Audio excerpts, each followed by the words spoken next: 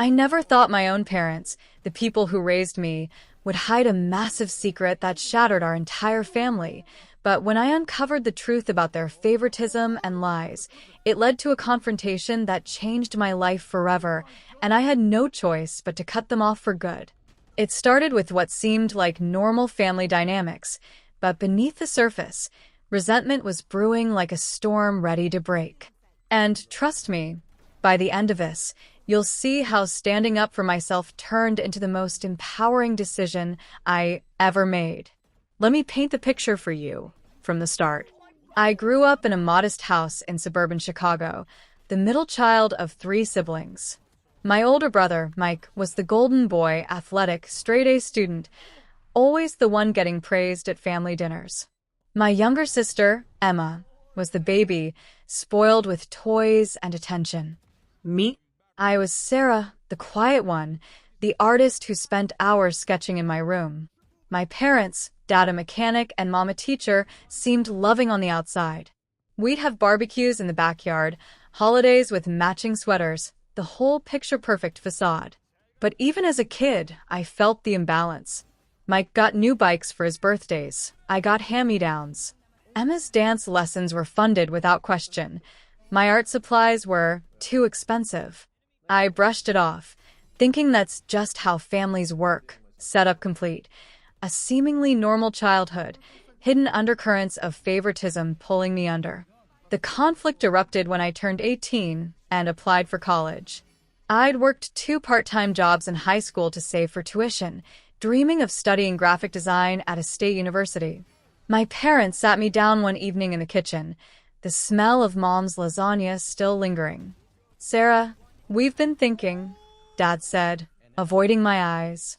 "We can't afford to help you with college right now. Mike's medical school bills are piling up, and Emma needs braces." I felt a punch to the gut. "But I've saved up. And what about the college fund you mentioned?"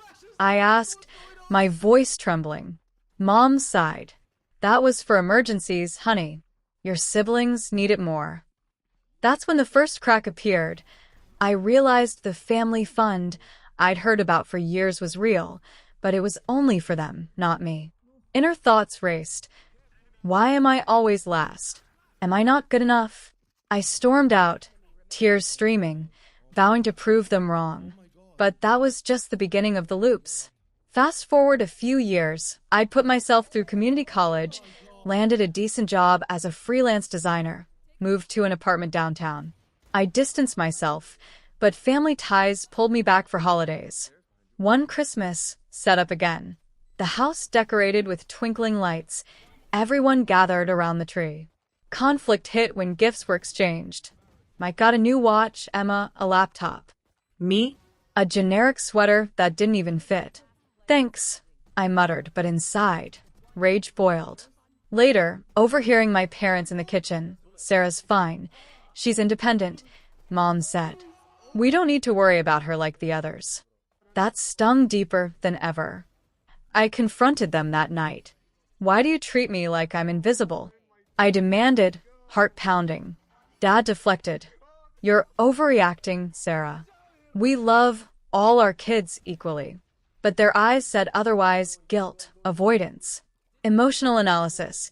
It felt like years of suppressed hurt exploding, like I was finally seeing the truth they'd hidden behind family love. The cycles kept repeating, building tension. Another loop. My wedding planning at 25. I'd met my husband, Tom, at work, kind, supportive, everything my family wasn't. Setup. Excited calls home about venues, dresses. Conflict. When I asked for help with costs, they balked. "We just paid for Emma's study abroad," Dad said over the phone. "Can't you scale it down?" Meanwhile, they'd fully funded Mike's extravagant wedding 2 years prior. Inner dialogue screamed, "This isn't fair. It's deliberate." I paid for most of it myself, but the resentment grew. At the rehearsal dinner, Mom pulled me aside. "Be grateful for what you have," she whispered. That was the breaking point. I realized their love was conditional, laced with control. Deeper into the drama, a major twist unfolded. I started therapy, Unpacking years of emotional neglect. My therapist suggested digging into family history. Setup. A casual chat with an aunt at a reunion. Conflict. She let slip. Your parents always said you were the accident child. They weren't ready for another after Mike. My world tilted. I confronted them again, this time with evidence from old letters I found in the attic during a visit. Is this true? Did you resent me from the start? I yelled, holding yellowed pages. They admitted it partially. We were young, struggling. But we love you now. Emotional turmoil hit hard, betrayal mixed with pity, but mostly anger. Why hide it? Why favor the others to compensate? Thoughts swirled. This explains everything, the sidelining, the excuses. I walked out, slamming the door, vowing no more. The arcs intensified with more revelations. Another XYZ set up after a family emergency. Dad's heart scare. I rushed to the hospital, hoping for reconciliation. Conflict. There, I overheard Mike and Emma discussing inheritance. Sarah doesn't need much. She's self-made, Mike said. Mom nodded. It confirmed my fears. I was the outsider. Resolution attempt. I tried talking calmly. I want to be part of this family, but on equal terms. They promised change, but weeks later, nothing. Invites skipped me. Updates went to siblings first. Inner reflection. Am I fighting a losing battle? The emotional pacing built to exhaustion. Hope dashed repeatedly. Years passed, loops of minor setups and conflicts. Birthday forgets, holiday exclusions. Each time, I'd pull back more. Then, the big one, my pregnancy announcement. Setup. Excited email to the family. Conflict. Radio silence for days. Then a curt congrats. From Mom, while they gushed over Emma's new job online. That did it. I never thought my own parents would hide a massive secret that shattered our entire family, but uncovering the truth about their favoritism and lies led to this. I sent a letter. I'm done. Until you acknowledge the hurt, no contact. Emotional depth. It broke me, but freed me too. Therapy helped. Tom supported. We built our own family traditions, holidays without the toxicity. But wait, the resolution wasn't clean. A shocking twist came last year. Setup. An unexpected call from Mike. Mom and Dad are struggling financially, he said. They need help. Conflict.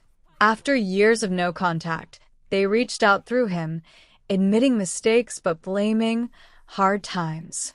Inner thoughts. Vindication mixed with sorrow. They'd burned bridges. I refused, saying, "You taught me independence. Now use it." Emotional analysis. It felt like closure, but with a pang of what-ifs. They lost touch completely, while I thrived, promoted at work, happy with my child. And trust me, by the end of this, you'll see how standing up for myself turned into the most empowering decision I ever made. I never thought my own parents would hide a massive secret that shattered our entire family, but now, looking back, cutting ties was the only way to heal. The cycles of setup, conflict, and half-resolutions taught me self-worth.